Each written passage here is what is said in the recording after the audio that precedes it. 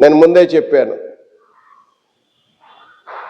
ఒకసారి ముండ్ల పొదలో పడ్డావా మరలా బయటికి రావటం చాలా కష్టం. ఎందుకంటే యేసు ప్రభువారే చెప్పారు ఏంటంటే ఈ విషయంలో జాగ్రత్తగా ఉండమని. తర్వాత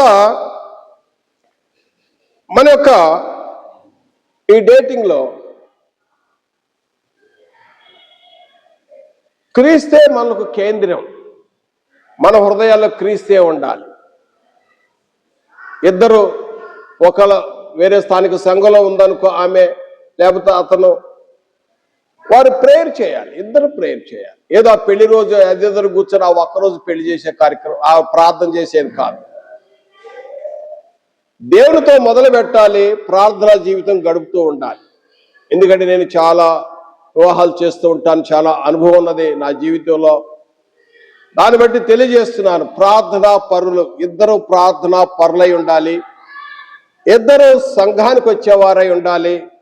మరి సంఘము డెనామినేషన్ సమస్య కూడా రాకుండా చూసుకోవాలి. తర్వాత చూసినట్టయితే మరి ఇద్దరు కూడా ఆత్మీయంగా ఎదుగుతూ ఉండాలి.